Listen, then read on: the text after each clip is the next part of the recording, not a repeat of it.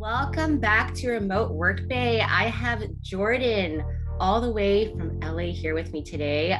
Jordan, I know you're not normally in LA. I mean, especially in this last year of, traveling and working throughout the pandemic as a pilot. I'm like so excited for you to share your story with everyone. Could you tell us a little bit about your background and how you got into flying? Absolutely. Well, this is actually a childhood dream of mine. So when I was 2 years old, my dad took me to the Oshkosh International Air Show in Oshkosh, Wisconsin. Mhm. And my mother was a flight attendant for United, and she was up until 2015, until she retired. But my dad took me up there, and I was on his shoulders, so he says, and the Concorde flew by, and I pointed out and I said, I want to do that. And here I am, 32 years later, Yeah, living the same exact dream, just not going supersonic yet. that's amazing. And did you learn how to fly at a young age? What was that storyline like? So I had plenty of opportunities to learn at a young age. My mom was all about letting me do so, but I didn't really have the what do you call it? The mental capacity at the time, because my brain was so young and vibrant that I didn't want to waste my parents' money and or energy into me when I knew for a fact that I would just basically be wasting their time and effort. Mhm. So I needed to get my own act into gear later on in my life. So it started when I was about 21, where after the what do you call it? Uh, Sorry, I'm drawing a blank. The bankruptcies that had happened in 2008 with Yeah. all the airlines, that Mhm. was right around the time when I was about to start going to school. And it was actually 2005. And they told me that I was going to be in $250,000 worth of debt and I was going to have no job for the foreseeable future. So that's why I took a break and came in and lived in Los Angeles for a little while, got myself into some trouble, realized I still wanted to be a pilot, went back to school, got great grades, got into the best aviation school in the United States. That's up to contest because there's other schools that'll probably say they're better, but Embry-Riddle is the most well-known. And from there, I ended up becoming a CFI. I thought I was still going to go to the airlines. I did an internship at the airlines, went still back to become a CFI, which is a certified flight instructor. And Okay. then from there, I ended up building up hours. I still had a massive load of college debt, and I decided to take a risk for about a year. And I ended up flying unmanned aerial vehicles for surveillance and reconnaissance for the United Nations, living in the Democratic Republic of the Congo. Uh, and that was pretty interesting. So I did that for a year, paid off my college debt, and then went back to flying. And so then I went to the regional airlines, and I thought that was going to be my step into the major airlines, and that was where I was going to end up because my mom was working at the airlines at the time. Mhm. And then from there, I realized how much I hated the airlines. It was a job. It wasn't a enjoyable career. Mhm. Granted, the regionals don't really do a good job of making it a passionable career, Mhm. unfortunately, but they do end up doing the justice that it is served, which is getting you a lot of flight time very quickly and in a jet and experience it very quickly. So it served its purpose to be able to get me to where I'm at today. So I Mhm. ended up leaving the airlines, the regional airlines, and I went to go start flying charter. And then the passion for aviation came back full fledged. Mhm. And once I was in the charter world working for a company called JetSuite, I ended up working for them for a while. And that was about almost a year and a half. Yeah. And I got a chance to have the taste of the charter world, which is total random flying. You don't have a schedule. Well, you have a schedule, but days you're working, but Mm. you don't have a schedule knowing where you're going to be working or what you're going to be flying. You Yeah. kind of just know that, yeah, those are my days on. And so you never know where you're going to end up. So it was always kind of fun and random being like, oh, today I'm planning on being here. And then midway through the flight, you get a message in your flight management system from the company that says, you're not going there today. We need you to divert over here, pick up passengers for a aircraft that was maintenanced out. So we need you to recover this trip and fly those passengers to this destination. So the plans you made in one city are now being diverted and changed to cancel to now trying to make up new plans on what you're going to do at the next city. And Mhm. then the difference between the airlines versus charter world is the airlines don't let you keep your miles or your hotel points or your rental car points. In the Mhm. charter world, you get to keep your points in all factors. So Mm. I've taken my wife on, plenty of vacations where we've stayed at the top tier hotels, Ritz Carltons, and across the globe. and it's been quite amazing for free. That's incredible. Well, I had no idea you didn't get to keep your miles. So, okay, so you were at JetSuite. Who are you flying for now?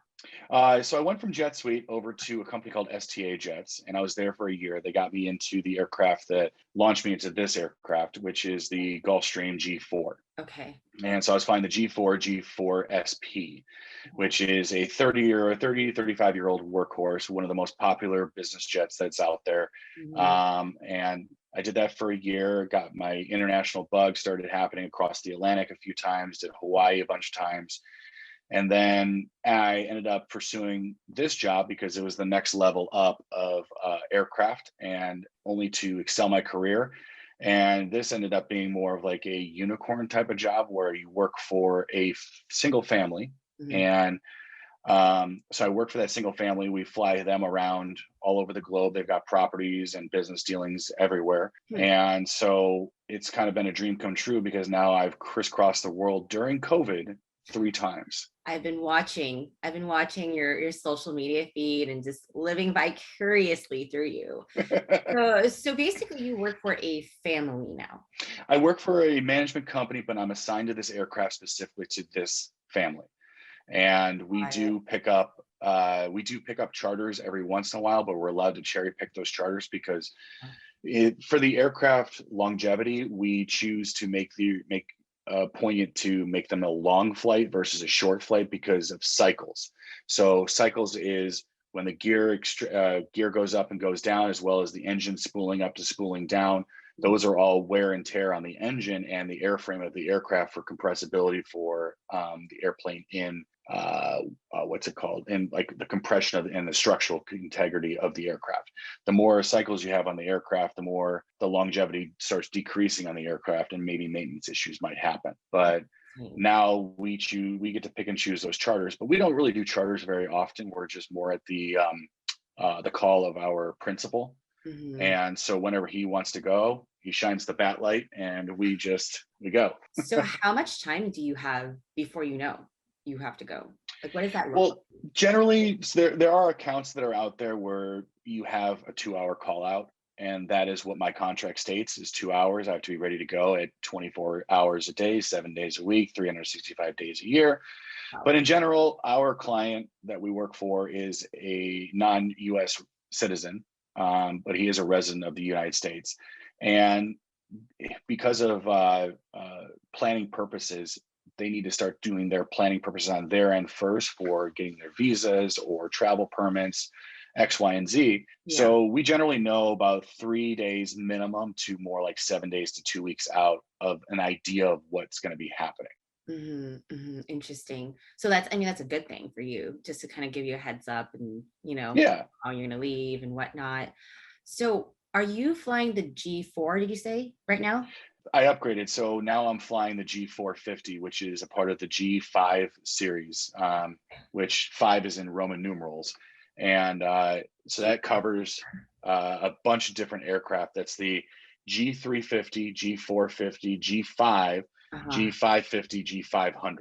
So in civilian terms, what's how big is this aircraft? Why does it make it so special and upgraded? And how far does it go? So the general range for the aircraft is a ballpark of 4,500 nautical miles, and a nautical mile is 6,000 feet. So 5,280 feet is the statute mile that we use in our driving capabilities, but we use nautical miles. So 4,500 is the range of the aircraft, but that is basically to the point where you're going to be at zero fuel. So we don't do that. We usually go around the 3,800 nautical mile range to 4,000. Okay. And we can hold up to 19 passengers and 3 crew members, which brings it up to 22. That's the certification of the aircraft. But our aircraft is configured when the owner purchases it to only accommodate 14 passengers. Okay, I see. And that probably changes based on weight and how far you're going, how fast you're going. Generally, we can take off with a full load of 14 passengers and all their baggage and have full fuel and be good to go as the distance of the aircraft. And do you always have a co-pilot? Yes. What are the regulations around that? I mean, normally there's two pilots for X amount of hours and then more, right? I mean, I know for commercial, it's a little bit different. Well, in the airline world and charter world, so airline world is 121 FAR is Federal Aviation Regulations under the statute of 121 section. And 135 is charter world. So when you go look in the Federal Aviation Regulations of 135, both 121 and 135 have their scheduled rest periods. And 121, it works in conjunction with 117. So there's a lot of different statutes that you have to pay attention to. 117 is the government way of saying that after the 2009 accident with Buffalo, the crash that happened in Buffalo, that they needed to come up with a new way of gauging when your circadian rhythms are active, when they're not active, how much duty time you can have, what time your duty day starts and stops, and you turn into a pumpkin. Charter's a little bit different. It's a little bit more straightforward with charter, but it's a little bit more taxing on yourself. And then in my world, 91, which I primarily fly, which is owner operator style flying, there is 0 rest rules and 0 crew supplements. So I could literally fly 48 hours and get aero refueling if we had that capability. And the government could literally tell me, nope, you can do whatever you want, continue and keep going. Wow, that's crazy, but they don't make you do that. No, they do not. So how long do you normally fly until you have to switch off normally? Well, we generally fly as a crew. So one person is pilot flying, one person is pilot monitoring, which is the radio operator, and we have differentiated roles. The person flying sits in the left seat, the person monitoring the controls does all the paperwork is in the right seat, generally. Or if you're in a captain, co-captain, or co-captain first officer type of role, the captain always flies, and then sometimes they'll let the first officer fly from the right seat until they're ready and feel as though they're qualified to fly from the left seat. For us, we base it off of legs. So like if we end up doing one flight, then maybe we'll switch off, go to the next flight. Or if we have multiple flights in a day, we might just say, you stay in the seat for that entire day. The next day is your flight. Or if it's a very crazy airport, someone like myself, who's way less experienced than the co-captain I am flying with, I will let him take the reins because he is way more experienced than I am. And I'd rather learn from him than try to beef up my masculinity and say, I got this. And then I don't have this. Yeah, so you work together. Exactly. And do you work with the same pilot every time? Currently? Yes, I do. Yes. Okay, so that's good. He's technically my boss. Oh, okay. Amazing. Well, I wanted to hear a little bit more about just, what you've seen, because I know this last year has been super crazy for the world. And as you know, the travel industry has been hit especially hard. Like, how has your job shifted in the last year in the pandemic? Because, with all the quarantine restrictions, I've noticed that, I guess, flight and crew normally is not required to quarantine in certain places. Technically true and not true. Okay. So when I first signed onto this account, I was flying at my previous company. They told me I was going to fly about 600 hours a year for charter. And that's on the higher end of charter, but not crazy high end. And you have the certain rest rules, you're going to fly, you don't really get the chance to enjoy your environments where you're going to, it's a job. And then I chose this specific job due to the fact that it's almost all international flying. And they projected with the amount of flying that this gentleman that we work for, he was going to fly 850 hours in a year. And with just us as 2 crew members. And with 850 hours with 2 crew members, that's an insane amount. But I looked at it as a potential end game for myself, being like, if I do this for 2 years and I end up burning out, I will have enough time internationally that no one, if I went anywhere else, could say no to me if I chose to leave. But I ended up really liking the position. I like the guy that I fly with. He's a great mentor, great teacher. Someone that I get to basically bounce ideas off of. And if I have any question in the world, anywhere in the world, he already has either experienced it or seen it, and I can bounce my concerns off of him. And he either teaches me, corrects me, or makes me feel more comfortable about a scenario that we might be in. So we were going to fly a lot, but I ended up really liking our principal too. And I like the destinations that we go to. It's really exciting. I get to enjoy those destinations for the most part. Yeah. And it's kind of a dream come true. So I'm kind of hoping that this type of position could be one of those unicorn positions Mm, where I could stay with this guy for the rest of my career. wow. I mean, it's amazing. I don't hear that often, that someone loves their job so much that you would just want to do this for the rest of your career. I mean, so tell me more about what happens when you land in another country because you're American citizen. Do you go through the same processes that, any of us would when we land in a public terminal? So in theory, yes, it's basically the same thing, but there is not really the security protocols that you're used to in your world. Mhm. Like if I commute to the airplane, wherever it's located, then yes, there is the same thing. I have to go through the same security lines as you guys do, sort of.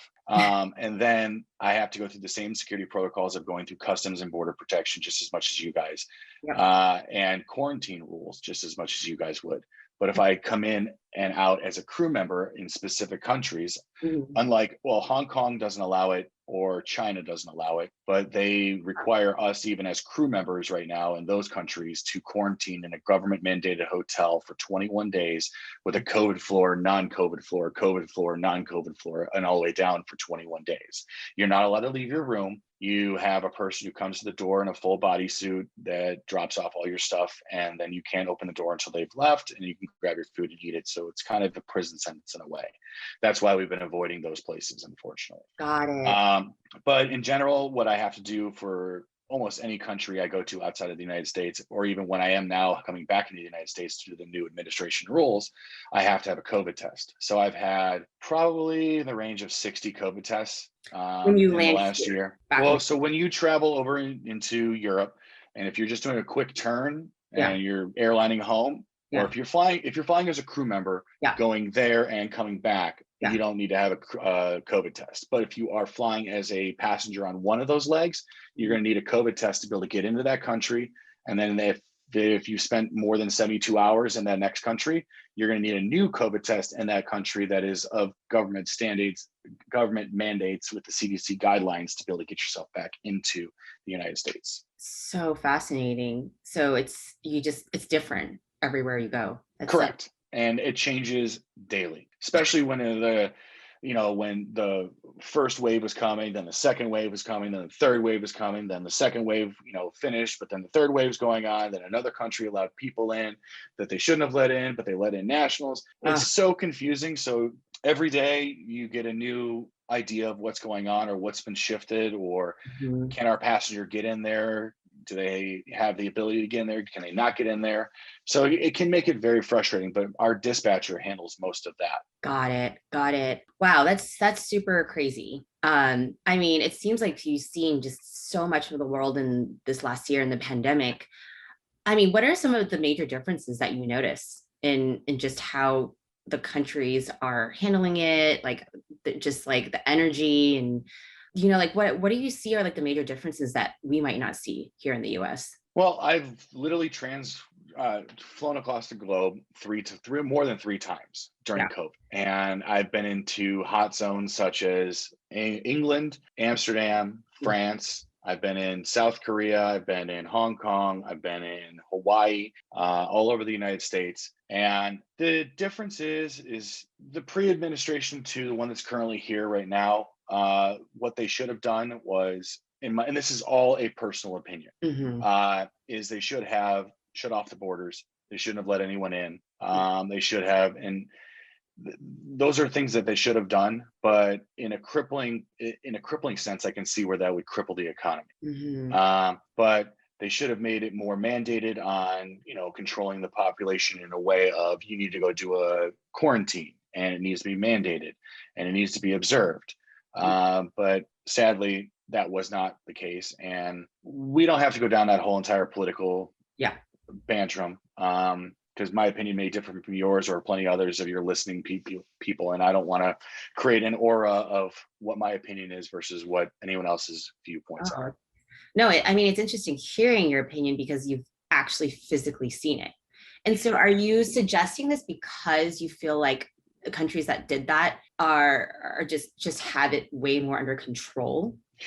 You would think so, but then places like Hong Kong, where I went into, who were requiring mandatory quarantines, ended up getting spikes in cases from allowing people to come back in or not come back in. And so it's kind of a touchy subject because you don't really know where the cases honestly were coming from. And you can't really point it as one potential, there's one way to protect everybody from something that is out there that we really honestly don't know is going on, because it's still so new.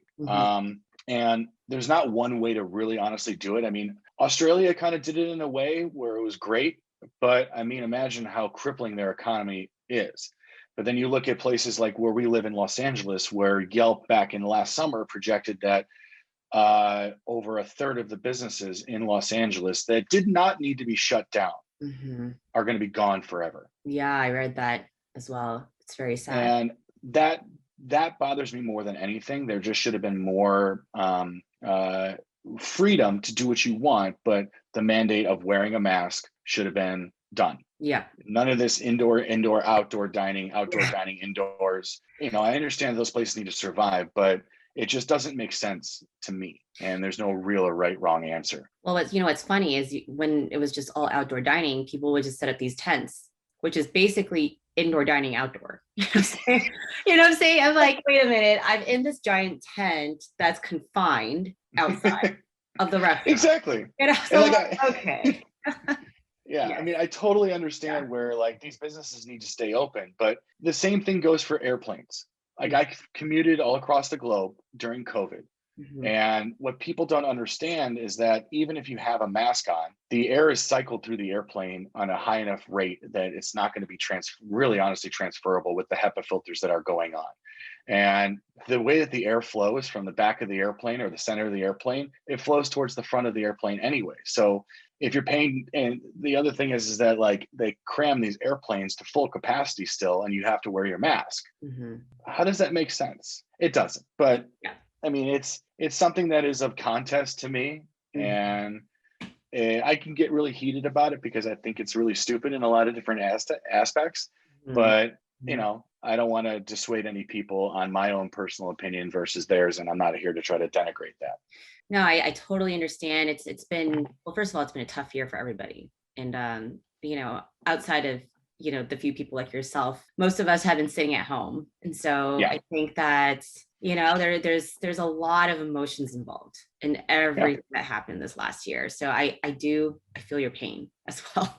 Really do. I mean, you know me, I'm normally like trekking across the world, you know, in my day, and I'm like, I've left the country once, you know, like literally once. And it was just down to Mexico, you know, and that was it for Well, what are you talking about? You're in a plane right now. You're zooming across the...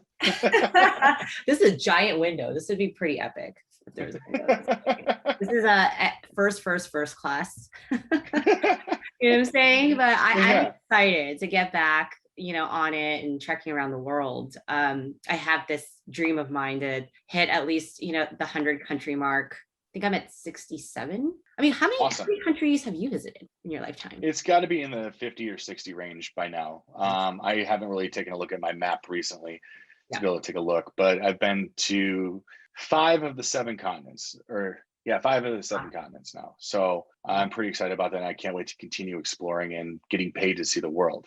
So absolutely. I mean, okay. So tell me, so with your current role, when you get to a destination, generally how much time do you have there? What are your accommodations like? Do you put up in the hotel that your client stays at? Like, how does that work out? So our client owns a bunch of hotels across the globe. And if it is in a city that is his hotel, where he has a hotel, we are strongly urged to stay at his hotel. Yeah. And he's paying for it, or you are? Well, we pay for it, but he pays for it in the end, in theory. Because what we do is we pay for it, we submit our billing expenses through the company, and the company then bills him for the expenses. So when it comes to where we get to stay, generally how much time we have, it is all variable because it depends on how much business my client that I work for, the principal, has to do. Some places we get to spend Mhm. less than 12 hours. Some places we get to spend 5, 7, 12, 2 weeks there. And if Mhm. it's a long time like that, like generally we would have been just sitting in Portugal right now, but we both needed to come back to get stuff done. Yeah. And so we ended up airlining home so we could be able to spend more time with our families, and because he I didn't need us there. I see. I see. And when it comes to hotels in the United States, we're given an allotment for a certain amount, which is $300 generally. But if it's a specialty event, we're allowed to go above that as long as we get company approval to be able to, so they know what we're going to be spending. So like there's times in which, like, say you flew clients to the Super Bowl and the hotels are absurdly expensive, for like even stay like a Motel 6 could be $1,500 a night. Yeah. We'll have to spend that. Mm, And as long as we get the approval, we yeah. spend that. Right. And then, but we have an average that we have to work with, which is $300 across the United States. And we get to pick our hotel wherever we want to stay. So I try to choose hotels for myself because I don't really want to deal with a rental car. So I choose hotels, especially in bigger cities that are close to subway stops, that make I it really easy for myself. And Yeah. then I get a subway card and I will bill the client with the whatever I chose to do on the subway, because it saves them money in the long run, Mhm. because I'm not Ubering everywhere or taxiing everywhere. But Right. then when we're international hotels, we get an extra 100, we get 400 US dollars to be able to spend Mhm. on hotels. So we pick and choose nice hotels. We usually stay at Marriott brand. We pick a brand and we stay with it. Mhm. And we find Marriott to be the best. Not trying to plug Marriott here, but Yeah, yeah. Marriott is honestly the best hotels that are out there. Right, Uh, right. Chain wise. And so I just build points, and it's been quite amazing building those points, because then I get to be able to take that fruitfulness of building those points and take my wife on these amazing trips and stay at these really great hotels. That's amazing. And do you get per diem as well, in terms of Yes. food? Okay. So So that's the life. I mean, yeah, I mean, you have your transportation and your housing and your food all covered yeah. on all these trips. So Yeah, basically, I mean, obviously I'm a foodie just as much as you are. It's yeah, that's hence why I hit you up when I was in Hong Kong, being yeah. like, Audrey, where do I go eat? What do I eat? Yeah. I don't even know what to eat. And then I'm I'll glad send you you do a that. list. But yeah, so we get a stipend of, let's see here, $72 per day domestically, and then we Okay, get up to 144 internationally. got it. And so international is everywhere outside of the United States, including Hawaii and Alaska, because they're so expensive. And it Mm, doesn't include Mexico because it's so inexpensive. yes. But we get $144 a day starting from the moment we left to the moment we get back home, which Oh, comes out to $3 an hour domestic or $6 an hour international. wow. That's So I tend to eat at nicer restaurants when I'm on the road. mhm. And if I choose to just eat Subway the entire time, I get to pocket the rest. Oh, interesting. So if you don't spend it, you just keep it. Yeah, That's amazing. it's Wow. great.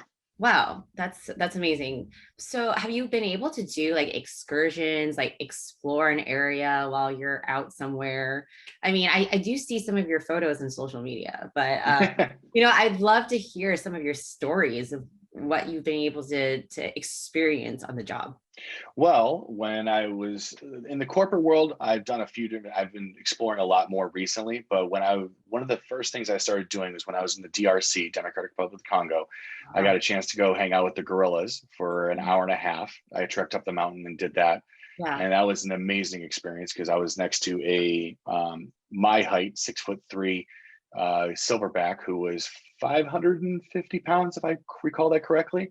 Wow. And he was gigantic, super calm, didn't really care that we were there. But you couldn't stare him in the eyes. We had to wear N95 masks. Mhm. And the babies were running up through the trees. The mothers were all running around. He had kind of like a harem of females around him. Uh-huh. And the babies were all running around, and one came and swung through my legs. And then of course my GoPro was off when he stood up and he Oh, did a whole chest thing. oh my And then gosh. but That's now with this incredible. job, I've been really exploring my diving. And so when we were in Bora Bora last summer, I went diving for the first time in a couple of years. Mhm. And I went diving. We were down like 110 feet, and above us was a school of black tip reef sharks. And it was like 20 Oh or my 30 of God. them that were all just like swimming in a circle above us. And then let's see here, about 2.5 months ago, I ended up going to get a chance to go diving with manta rays in Kona, Hawaii, which is one of the only places you can go do it. And it's a night dive. And they're about 12 to 15 feet across from each other, and in the width of Each one. their fin. Each one is about 12 to 15 feet Wow. across. And so you go down for about 45 minutes at about a depth of 30 to 35 feet, maybe 40 feet. And you sit there and they glide right over the top of your head within inches. And they're extremely docile, extremely gentle, huge, daunting, crazy individuals. But it's just an amazing experience to have. And then again, I dove again just recently in St. Martin. And we were there for 5 days in St. Martin. Yeah. And got a chance to dive with a shipwreck. I think it was a barge, or not a barge, a tugboat that went down. Yeah. And that was like 110 feet, did that. And then there was a bunch of Caribbean reef sharks that were swimming very close to us. One bit my GoPro. Seriously. I was just like, Yeah.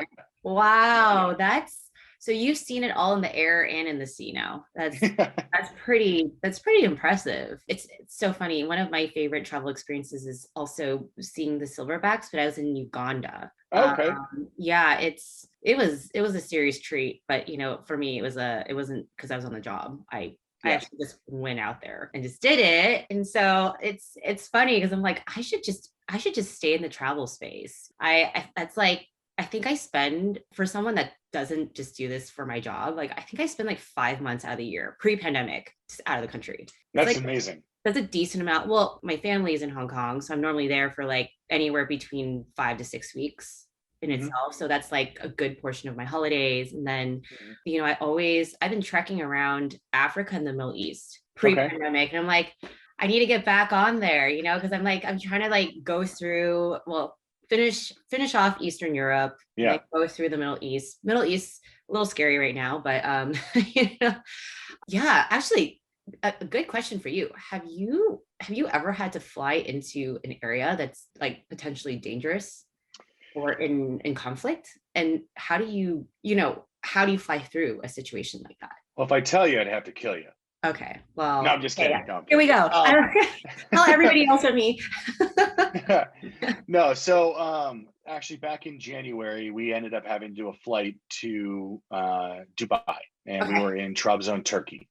And due to Iraq having no fly zone, as well as Iran, we had to avoid those airspaces. So a 2-hour flight turned into a 3-hour, 45-minute flight because we had to fly all around that airspace. And when we flew over that airspace, so Cyprus is not friends with Turkey. Turkey thinks Cyprus is theirs, and Cyprus is their own sovereign nation, so they don't like each other. So we were communicating with both of them, and the two radio controllers were fighting each other on the air while we were trying to fly through their airspace. And they were lambasting pilots for doing a procedure that they shouldn't have been doing, and we were just listening and observing. Then we got to the south side of the Mediterranean, and we had to fly over the Sinai Peninsula. And if you saw the notice to airmen that we got, which is a NOTAM, it talks about if you're below a certain altitude, you could be fired upon by rebels with surface to air missiles. Jeez. And we were well above that altitude, but we ended up having to shut off all of our lights, stray off our course by a standard course of deviation, which we're allowed to do. And for 25 minutes, 30 minutes while we flew over that area, we were completely dark in the night sky. You couldn't see us, you could only hear us, but unless you knew exactly where we were on our flight path, you wouldn't know where we were. Then we ended up transgressing from, after we spent a couple of days in Dubai, which I love Dubai. Dubai is one of my most favorite places. Not in the summer though; it's really hot. I've never been there in the summer. It's not recommended. Yeah. But in the wintertime, it's perfect. It's like California, and I love it. I love Dubai. Temperature's great. Yeah. So, but we ended up doing a flight from Dubai over to Hong Kong, and in the middle of we didn't get any notice to airmen about anything shutting down or any of that stuff. But at the last minute, while we were about to enter Myanmar's airspace, which is Burma. Yeah. Their airspace, they shut it down apparently because of the coup that was going on. And so we were overflying the airspace and no one had our flight plans because they transfer our flight plan from one to the next controller. And so they know what's going on, even though we've previously filed. But because they decided to shut down their airspace and their internet communications, they didn't pass any of our stuff along. So we had to go and communicate via SATCOM to be able to get our clearance to be able to fly into the next country, or hold in the previous country to be able to get our flight plan to be able to go through. All in the meanwhile, while if there was some crazy rebels and they happened to spot us in the early morning, they could have potentially shot at us. That is so crazy. That is so crazy. So you just got to be able to think on your feet in situations like that. Correct. Wow, that's pretty crazy. So you ended up being able to communicate across and yes, across the airspace. It wasn't as bad as what it sounds like. It sounds crazier than it really honestly is, but it's more of like a headache in a way that we had a plan of what we were going to do, and then a monkey came over and threw a wrench into all of our plans and was like, all right, deal with it, figure it out. Oh my gosh, that's really crazy. That's so crazy. And you're probably going to see more of that in your lifetime, which is, I most certainly will. I mean, how many years have you been flying since you were 20? I've been flying since 2009, so we're going on 12 years. Yeah, so probably in your lifetime. Yes. You're probably going to see more of it. That's pretty scary. But at the same time, it's like, I guess you got to be a risk taker to be able to do a job like this as well.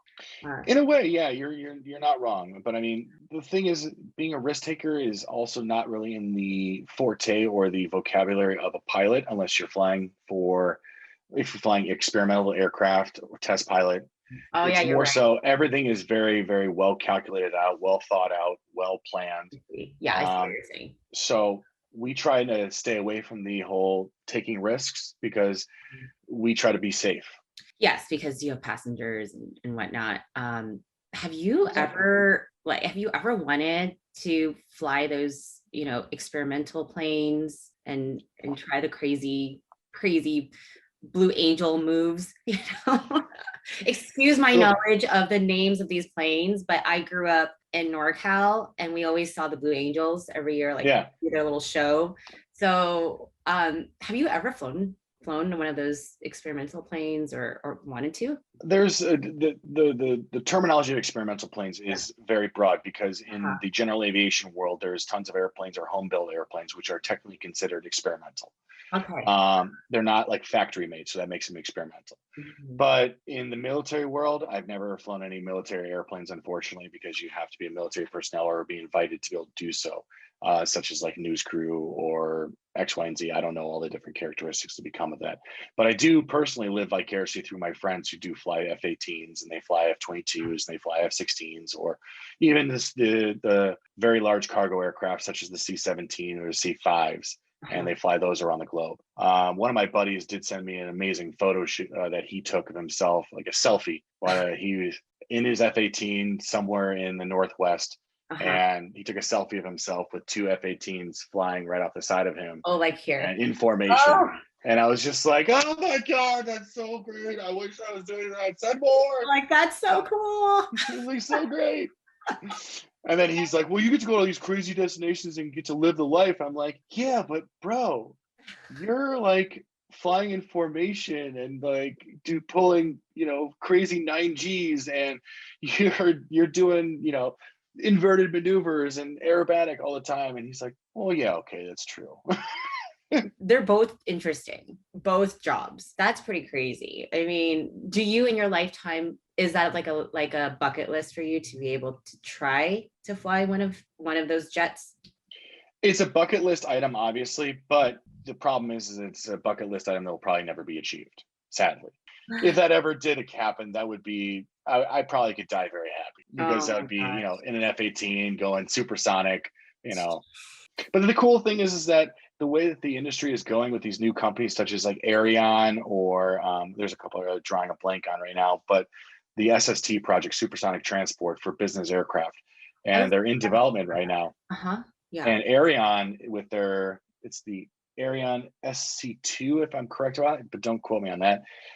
It's going to be the first generation of business private jets that are supersonic. And it's the Airline AST. Supersonic means how fast can it go? In the range of 1,400 miles an hour. Ooh, I wonder how it feels to sit in a supersonic jet.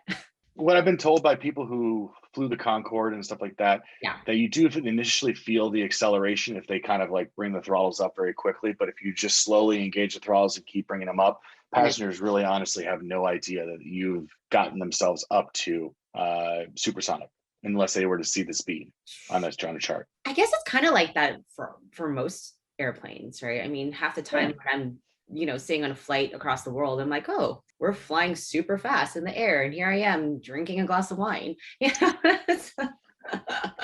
the thing is, the idea is not exceeding 1G. So if you don't accelerate too quickly, or you don't turn the aircraft and pull back, or bank the aircraft in a way that can exceed 1G limitation, then you're never going to feel it. But if the pilot were to do a crazy turn and start pulling back, then you feel the G's start happening. Or that's why when you feel in turbulence, that lightheaded feel, or that weightlessness feel, is because the airplane was it vacates from its altitude by say 10 or 20 feet. Yeah. Sometimes a little bit more than that.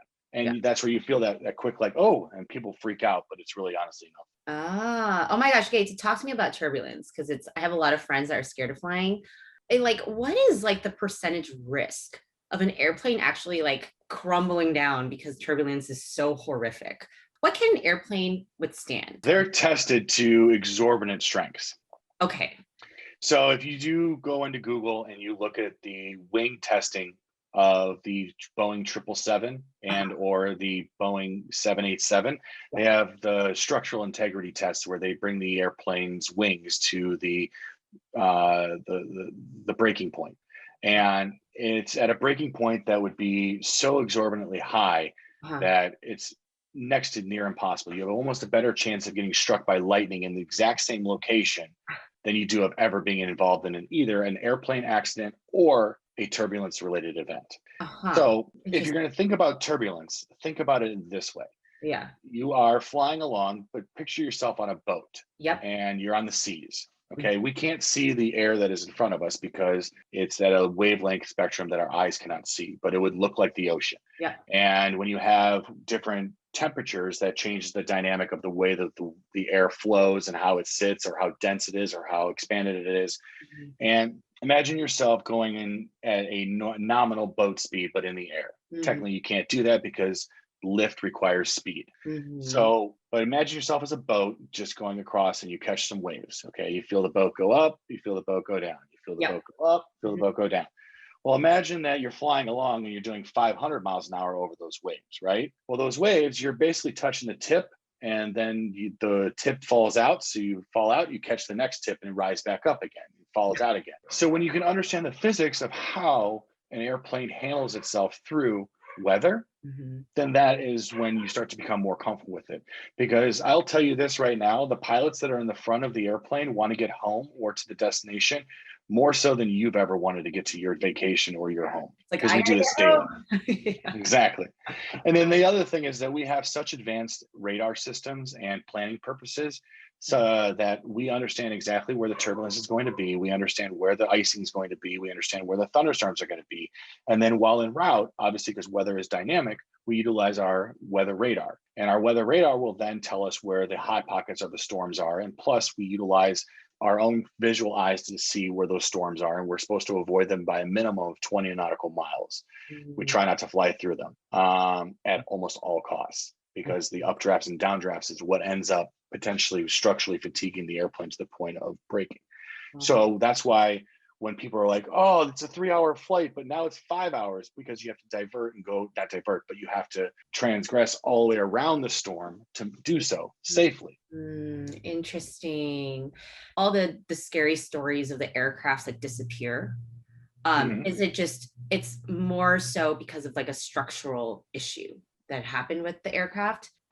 Is because there was like a couple of aircraft that disappeared several years ago in Thailand, off the coast of Thailand. Was it Thai Airlines? Are you talking about NH370? Oh, is that what I'm talking about? I have no idea. Malaysia Airlines. Yeah, like where did it go? What happened? Like, do you have any theory on it?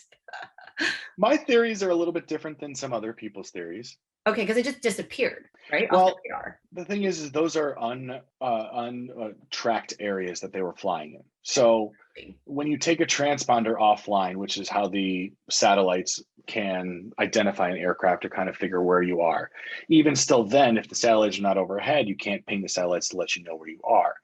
And then on top of that, even across the Atlantic, they really don't know where you are without doing proper radio communication skills. So we have CPDLC, which is controller pilot data link connection. Mhm. And that is a digital way for the airplane to be able to tell the controllers where you are, and it gives a position reporting. But if your aircraft is not equipped with that, then you have to, at every single waypoint, you have to be able to do a position report over non-radar zones of let them know where you are and what your speed you're at, what altitude you're at, what's your next point, what's the point after that. And then after those points initially, you don't have to communicate this, but you have to do a 10-minute on-course waypoint check. And to verify that your navigational units that you are relying on are in line with what your current flight route is doing. So you're basically just double checking the position report that you thought you were flying over, that you're consistently on course to the next position. And you have to plot it all on a map. So what you're saying about the Malaysia airline flight is that they Do you were, want to go down the yeah. conspiracy lane, or? Well, I'm just curious what, a pilot would think, because how, these aircraft are supposed to be operated, and the procedures involved. Like, you think it's just like something political, or what do you think? Like, just an overarching idea of what happens to aircraft when they're completely disappear. We could go down this road. All right. So I'm kind of a conspiracy theorist myself in a way, but I'm not a flat earther. I don't believe in chemtrails, even though I always turn my chemtrails on all the time because I want to Okay, make sure I spray everybody. great. They're always on. But and the funny thing is, if Earth was flat, cats would have pushed everything off already anyway. Think about it. Clearly. But now that we got that silliness out of the range, there's a lot of things that are way above everyone's knowledgeable pay grade, that you don't really know what's going on, but there are a lot of theories that have gone around and that actually kind of make sense. People of extreme power that have more power than we could ever grasp, that are actually more so the real ruling parties across the globe. Mhm. And not trying to go down too much of a conspiracy rabbit hole, but if you have a bunch of people that are all a part of one company that is a silicon chip that is on MH370, and one person that is of one of those very powerful families that is still on the ground chooses to make that airplane disappear, because then they become the controlling party of that patent, they can make something like that happen. So you think it could have been some sort of conspiracy with a passenger on the plane? Very well so. And so there's that. Ah, And there was things that came up on the interwebs that, if you do some extensive research, they talk about the phones of some of these people going active on a remote island in the Indian Ocean called Diego Garcia. phones going active. What do you mean by? Correct. Oh, you mean people that They disappeared? use their phones Huh. in Diego Garcia, which is a top secret military US base in Indian Ocean. Then that same company, almost the exact same aircraft type, managed itself to leave from Amsterdam to go to Malaysia, and it flew over Ukraine and was shot down. So how do you make an airplane disappear that has already disappeared, that now you can just completely make it vanish? Well, You said you fly it, same you fly it, Yeah. it could be the same airplane. So you fly it in the night into a very large airport, and then you fly it again, and you have rebels shoot it down. Now It's just gone. it's gone. Wow. All aspects of the airplane are gone. Now And you're the gonna only reason, get me Googling and down this like crazy rabbit hole, because people were just like mind blown that this aircraft was gone. So it's well, like, think about it. There was an actual article, and you should probably look this up. yeah. But there was an actual article about the Ukrainian flight where it was shot down, I and remember it was that. from rebels. And the rebels were talking to the news, and they said these bodies have been dead for months. Their blood's been drained out of them. That is super creepy. And it creeped me out so much that I went digging down a rabbit hole. But like I said, this is a personal opinion that I've done on my own, and I'm not trying to get anyone to go down this whole conspiracy train or denigrate the pilot stuff, because I mean, we experience stuff in our world that is, we're made to sign NDAs. We're not allowed to really talk about where we go. We're not really to talk about who we're with. We're not allowed to talk about what our mission is, any of that stuff. But You that's know, why I've been kind of I'll on the just follow realm you of. up. Go ahead. I'll just follow you down social media. That's how I know where you are. Yeah, Oh my that's God. it. Yeah. But wait, speaking of which, I mean, if people have questions about your career path and stuff, like how could they find you? Well, they want to find me. They can talk to me via on Instagram, via Jetman JL, and that's my Instagram tag. But usually send me a message first instead of just blindly following me, because I'll probably end up deleting you. Because I try to keep my social media on the down low a little bit, because I don't really need to have people following me and then reporting me on something that they misunderstood or something like that. But generally, I try to keep myself pretty private on that realm. Mm-hmm. But if I do end up posting a video, I'll tag it. But though I'll tag stuff like as tag Gulfstream Pilot, or I'll tag like Catch Me If You Can, or I love that. Living a Pilot Life, or Living the Dream stuff. Stuff like that. Yeah. You'll see that I'm truly enjoying my career. That is, I'm literally living my childhood dream and getting paid to do what I love. I'm so happy for you. It's not every day that I hear a statement like that, especially, I mean, you're so young. The fact that you're even living this childhood dream and you have so many years ahead of you. Like, I can't wait to see where else you go and what else you do with your career. I'm so glad I'm following you. I appreciate it. Well, thank you very much. Well, I'm glad I'm able to so hopefully let people experience what I get to experience. So that's what makes my day. Well, thank you so much for sharing your story, and I hope to see you in person soon. Yes, let's make it happen. Awesome. Look forward to it. Jordan.